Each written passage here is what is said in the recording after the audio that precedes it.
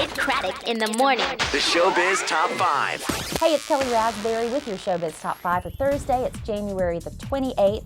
ABC has pulled the plug on Ugly Betty. I'm sorry to tell you that if you're a big fan of the show, but the good news is it's the fourth and final season, but because they have so much notice and they didn't, cancel it when they went on hiatus, they have time to flesh out the storylines and bring it all to a satisfactory conclusion for us. At least that's what we're hoping.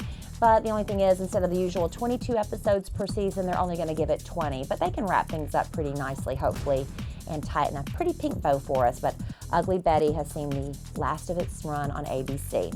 Charlie Sheen's wife, Brooke Mueller, is in rehab, we hear, to be treated for her out-of-control partying, and apparently she's been smoking some crack cocaine. At least that's what the rumor is.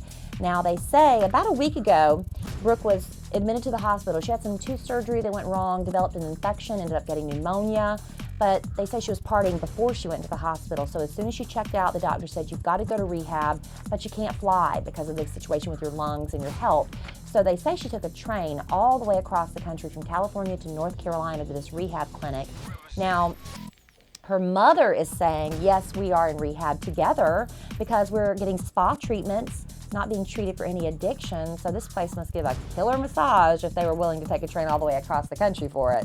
But her stepfather sort of is the one that spilled the beans on this actually being a treatment for rehab. And you do remember when Charlie Sheen was arrested Christmas Day, Brooke Mueller's the one that was legally drunk when the police arrived. Now, drama behind the scenes of American Idol. Sources say Simon Cowell and Ellen DeGeneres are no longer speaking when the cameras are not rolling. It all started on day one of filming with Ellen Hollywood Week, when Simon allegedly showed up about an hour 15, hour 30 minutes later, something like that. A source who was on set said no, it was more like 14 minutes exactly that Simon was late. But still, apparently under pressure from Ellen, who said, you know what, it's not just my time that's valuable, it's all these people's time who showed up on time, ready to work. Let's start the cameras rolling, and they did. And so Simon had a little problem with that, and it drove a wedge between them that keeps getting, bigger and bigger and bigger. So we'll see if some of that drama and tension spills over when they go live in Hollywood. Before landing a spot on Jersey Shore, DJ Pauly D, who I'm oddly attracted to, was making about $1,000 per gig, DJing 4 to 5 nights a week at different clubs in Providence, Rhode Island. Well, since the show, his asking price has gone up quite a bit. He now charges anywhere from $10,000 to $25,000 per club appearance.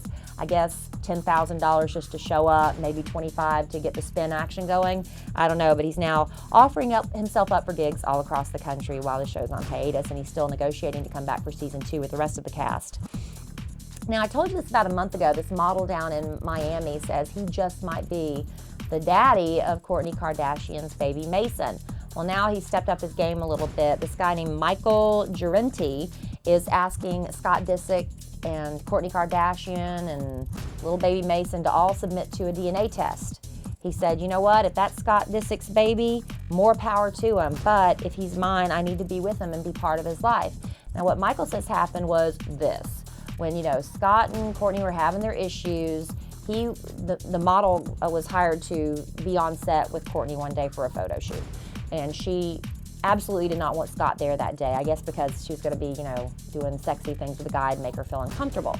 So he says once the ice was broken, they got real friendly with each other, and a couple days later they ended up, consummating this lust in one night of passion. He said it was one night only, but it was loving and beautiful and super duper. So anyway, the next day she goes home, she emails him, had a great time last night, but just heard from Scott and he's bugging me and I don't know what I'm gonna do. And then shortly after that, she finds out she's pregnant and she tells Scott he's the baby daddy. I guess to make things easier, it's easier to have the father be someone you've been with for a couple years rather than a one-night stand.